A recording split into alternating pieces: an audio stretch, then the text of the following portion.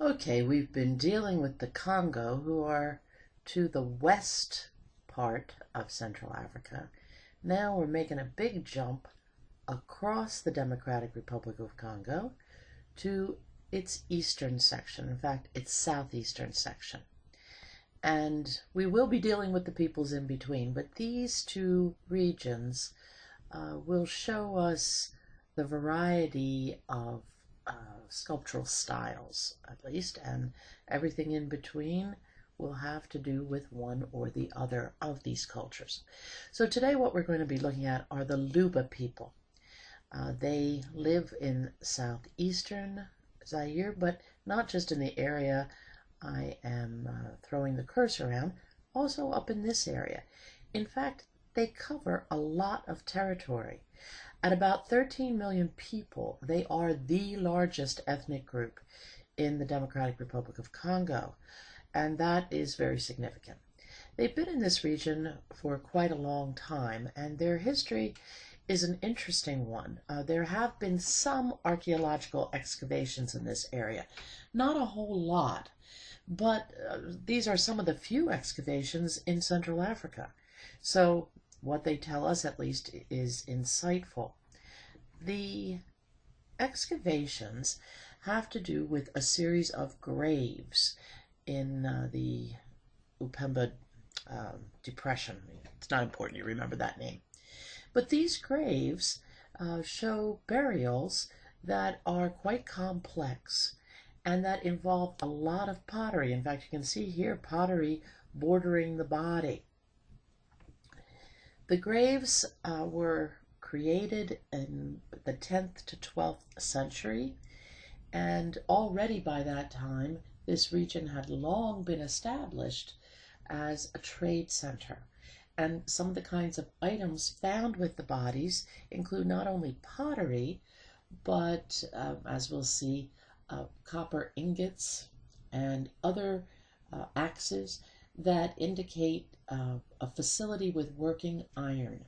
It had already been present for centuries by the time these burials were made.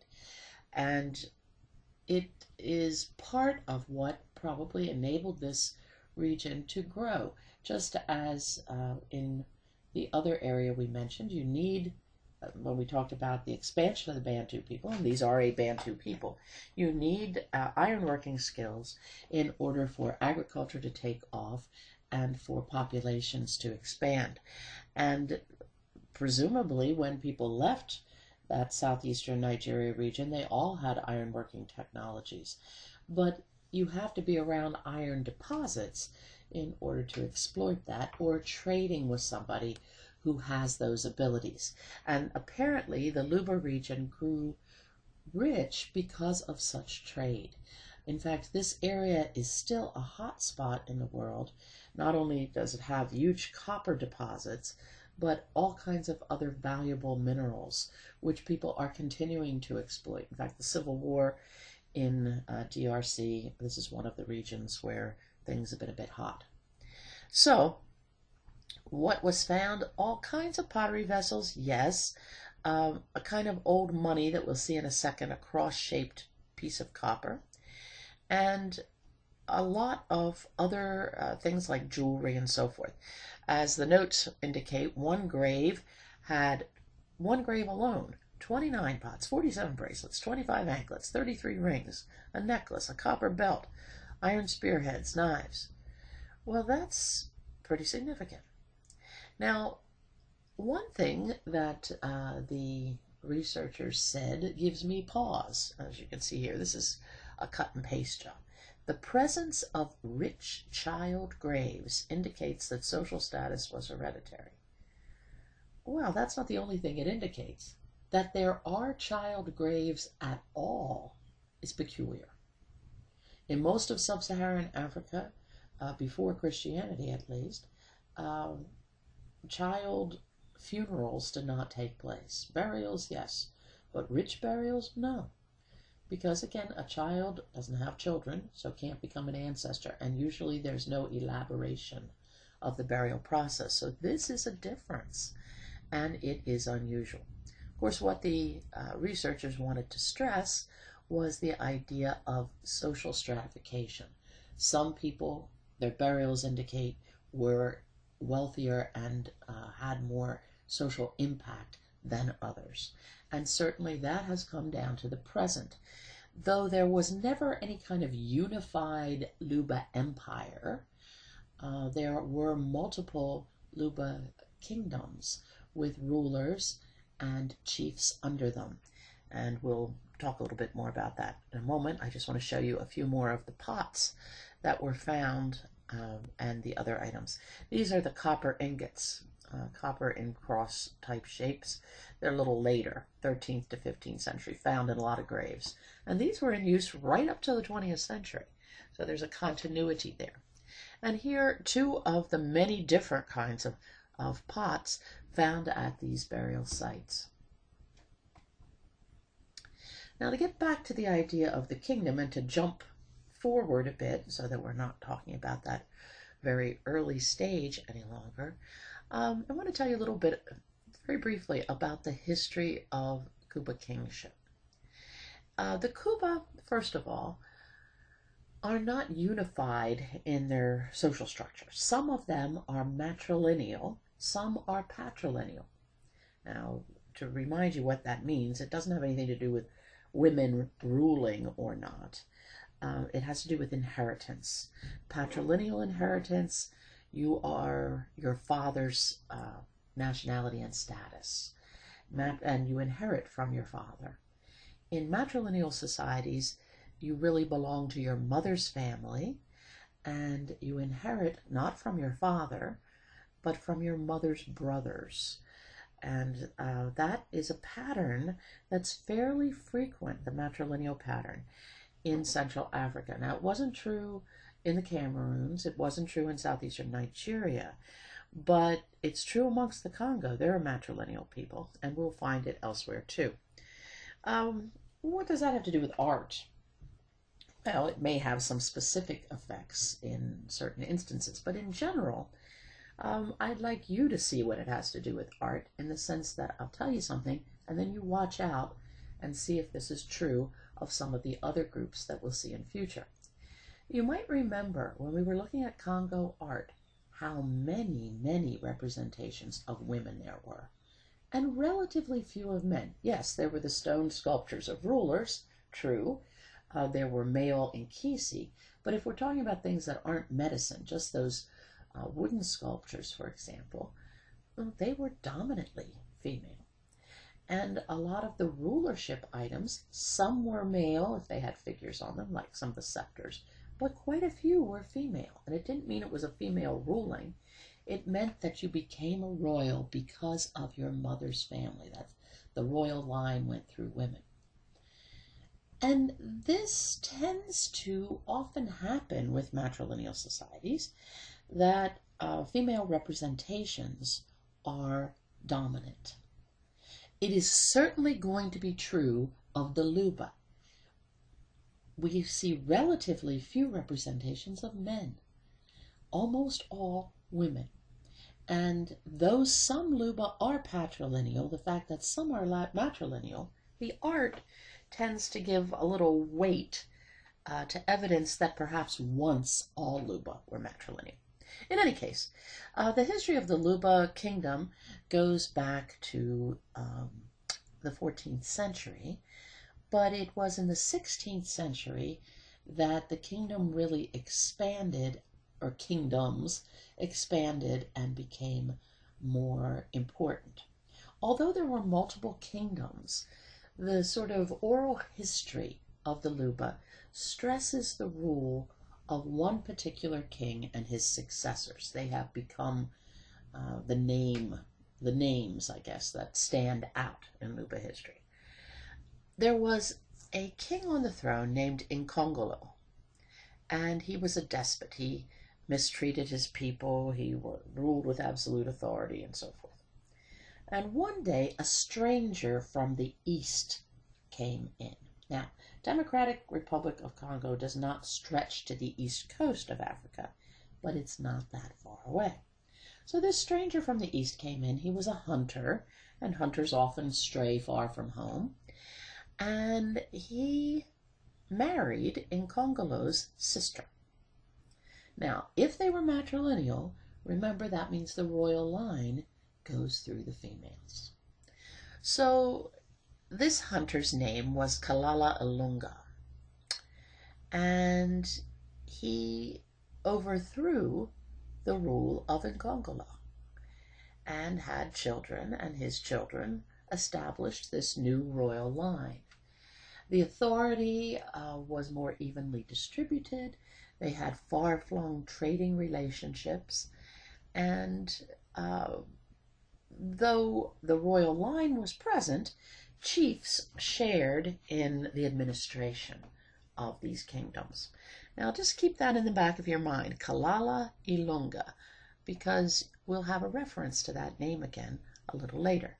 This all happened in the 16th century, quite a long time ago, and we have no art that dates from that period yet.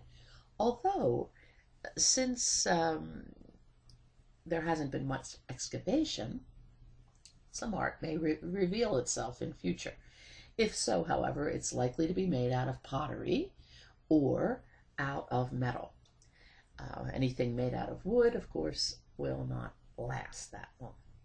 This is an engraving from the 19th century showing a Luba ruler seated, and you'll notice he's seated on a wooden stool, and the wooden stool is in the shape of a woman, a seated woman. And we're going to take a look at the place of stools and women in just a moment. I just want to tell you first about a few other features of Luba society. Luba society includes an association called Mbudye, M-B-U-D-Y-E. All the kings belong to it. A lot of the royal women belong to it. Diviners and priestesses belong to it. It is an initiation society that not everyone joins, but its responsibility is wisdom and memory, particularly historical associations. It is an association that has sacred knowledge as its central core idea. So people are initiated into it, and rituals surround it.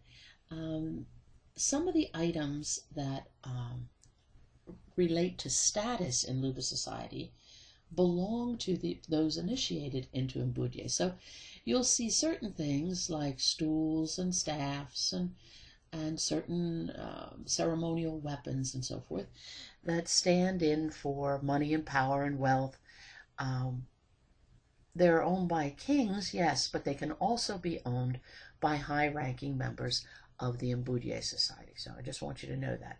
Even if I say ruler, ruler, ruler, some of these things are not just for rulers. Others are, so I'll try and be specific as we go along. First, the stool.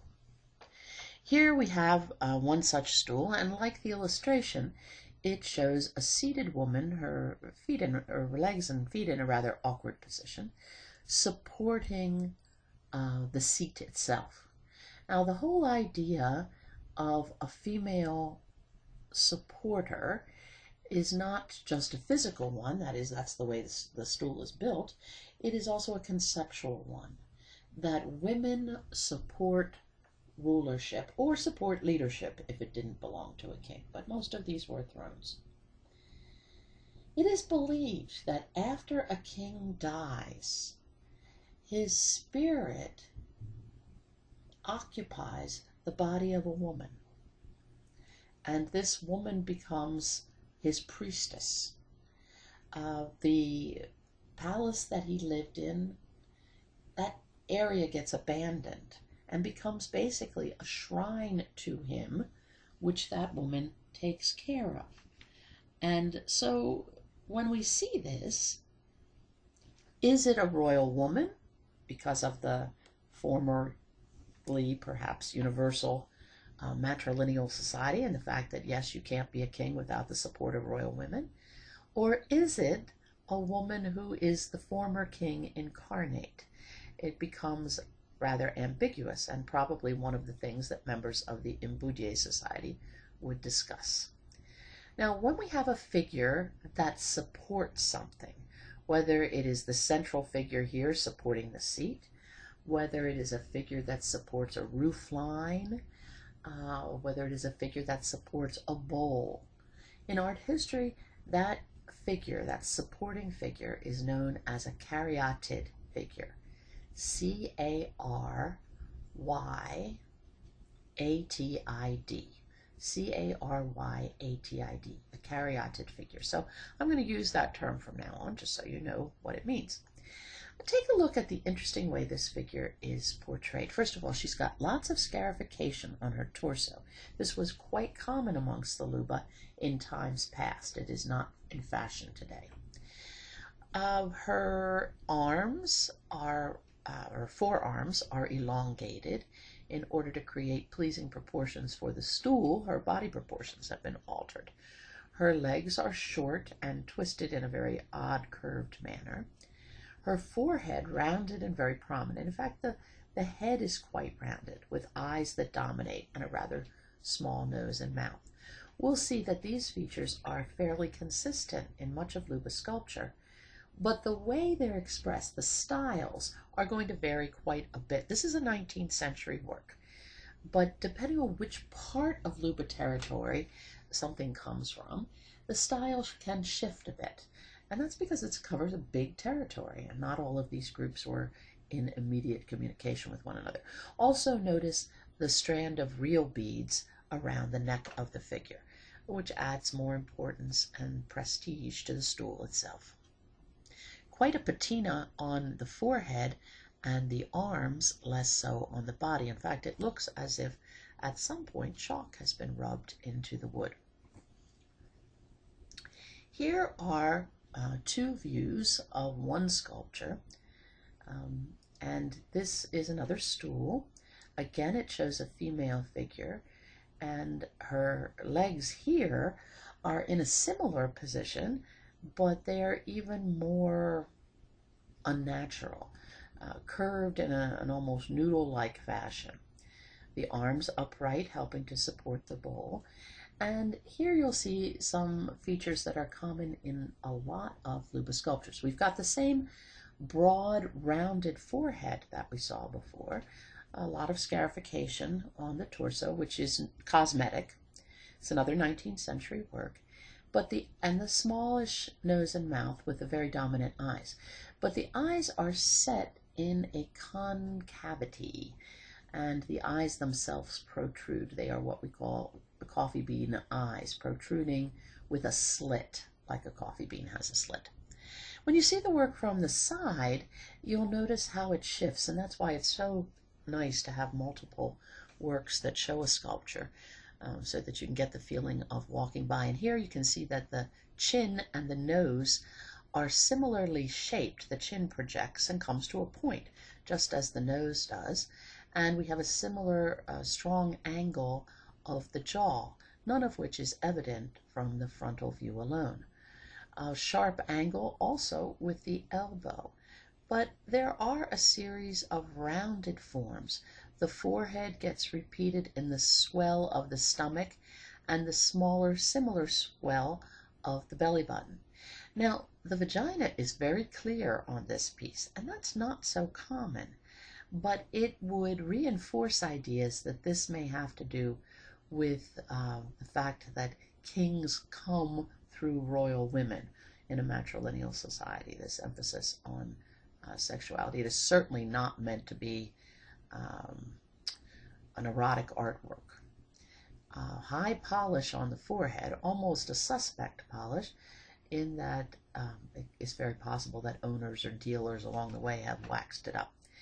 The hairstyle is quite elaborate, and in fact, when we can see the back of the hairstyle, you will see that a cruciform shape, a cross shape, very common. This was an elaborate hairstyle of the 19th century, again, no longer in use. There are carved bracelets on the figure as well as real beads. And here we come to an issue that I have been wanting to mention to you, and if we were in class this week, we were going to do a stylistic exercise. We'll still do one, it just won't have to do with the Luba. But I want to talk a little bit about identification in an era where the names of artists are no longer known. these artists didn't sign their work. The people that collected them didn't bother to record the names of artists, even if those who owned the objects remembered them. And since it's a 19th century work, you can't trot back to Luba country and start asking people who made this. It's out of their lifetime and history. And yet, when art historians look at a group of objects from a single place, they can often spot traits that suggest that one group of objects is from, for instance, a sub-area, a sub-region. When we were looking at Congo things, I talked about Yombe and Vili and some of the others, although we didn't go into it in great detail. Well, this is what happened in this case. You can sort of spot the region after a while as you get familiar with hundreds and hundreds of objects. And then sometimes you can see a group of things, even within a region, that have closer affinities. Perhaps a workshop, an artist and those he trained. And then sometimes within that group, you can spot telltale signs through stylistic analysis of one person's work. Now you don't know their name, so they get given a name, the master of something or other. In this case, this work is known as a piece by the Warua master. So if I ask you who's the artist, his name isn't Warua master, but that's the name you would put down, because he's been given this name by scholars who have recognized other works that he created. Here, for instance, the same piece, I want to show you the back. You can see certain traits, very delicate scarification on the chest, this bulging forehead, and then the pointedness that we talked about already. You can see the hairstyle from the back and what I mean about it being dressed in a cross form. The back fairly bare, and you can also see how the buttocks are treated just as if they're applied to the back, as if they're legs only, so minimized. Now here we see two works by the Warua master. On the right, the one which we just looked at. On the left, a work in another museum. And you can be forgiven if you thought for a minute they were the same work, but they're not the same work.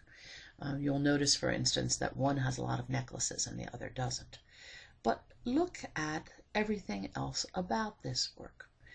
The proportions of the body, identical. The intensive scarification on the chest, the same. In fact, not only the same in general terms, but just about identical in every way. 1, 2, 3, 4, 5. 1, 2, 3. Aha! Here. 1, 2, 3, 4, 5. No, okay. Is it identical? Now see, this is where you have to see it in person to be sure that everything is identical, but it certainly seems to be so. The exposure of the genitals, the same. We have more bracelets on this one, more real bracelets, similar carved bracelets. The hand doesn't quite touch the stool itself. There's an extension. That's true of both. Same with the head. Certainly the treatment of the face, very, very similar. But it isn't the same work. They're not in the same museum. And you'll see one has a rather severe crack, the other one doesn't. It's got one over here. But this isn't an identical piece. However, it is very, very close. And these are both by the same artist. Now, you can tell if a work's by the same artist even if it's not as close as this, as we'll see in a moment. But the Warua master is one of these hands that has been identified by scholars and which are quite evident once you really look carefully. And it's careful looking that makes for style. Here is a stool. This is two images of the same stool by a different artist altogether, and you can see clearly how they're different. The forehead is not as broad. It's a higher forehead, though it is still very rounded. That roundedness is a Luba trait. The mouth and nose are not nearly as small, and we get a swollen sense of the lower stomach. These are standing figures, not seated, and they're two, a male and a female. This is a different artist that has his own peculiarities, and he has been singled out. He's also a 19th century artist. He's called the Booley Master. These names have to do with geography, where the artist's work was found. His work has very oversized hands, and they are quite abstracted in comparison to the face. Rather short torso. In fact, the head to body proportions are about 1:3. The feet treated flatly on the surface. They are very rounded, and both male and female figures have chests and swollen stomachs. This speaks to being well fed. We have prominent cheekbones in these male and female features, which we didn't see elsewhere. And the mouth is almost duckbill-like if you see it from the side. Let's see some other works by the Booley Master. Here's a single figure supporting a stool. And you can see lots of scarification on the torso and thighs. Again, giant hands, a little bit abstract. Some general Luba features, the coffee bean eyes set in a concavity. But again, the rounded forehead here is a very high one, unlike that Warrowa Master. The nose fairly prominent, and you'll see there's a central ridge to the nose with the nostrils to one side. The mouth projecting forward, the upper lip that is projecting forward. And the head to body proportions here are more than 1:3 if we made the figure stand up. You'll see one head high, two heads high, nearly 3. So it'd be 1:4. But because the figure's kneeling, its apparent proportions are quite similar to that standing figure. Here we can see a figure, another one by the Booley Master here, a standing female figure. And she has that same cross-shaped hair form, but here braids, a little bit of decoration on the buttocks. The legs relatively unimportant.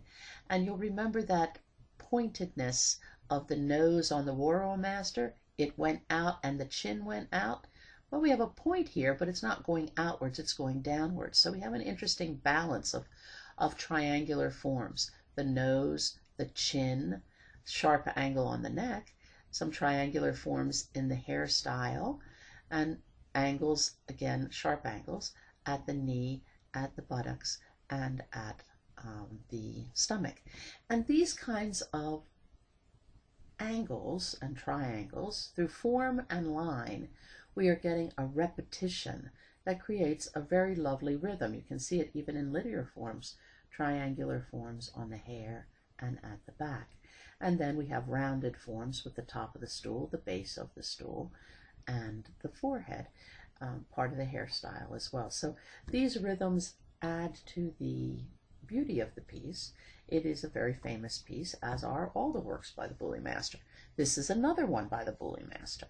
And you should start to recognize some of the traits now. The projecting mouth, that's his individual trait. The central part of the nose being very different from the nostrils. The high forehead, with eyebrows placed very high, by the way.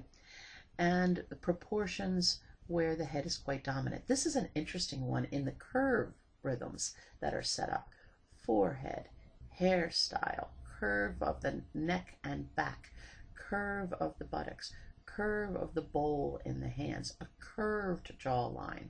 So a different set of rhythms, but rhythms nonetheless. A real masterful work, all from the 19th century. So there are a lot of masters in the 19th century.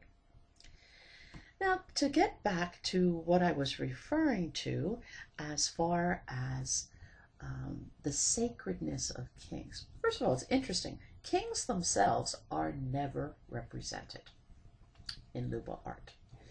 And that's one of the reasons why the absence of male imagery is so noticeable.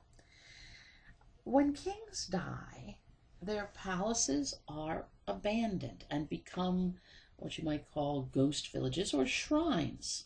And this is not a king's village. I'm just showing you a Luba village here so that you can see what a Luba village looks like. A king's palace has lots of different buildings, but it is made similarly from fibers and cane.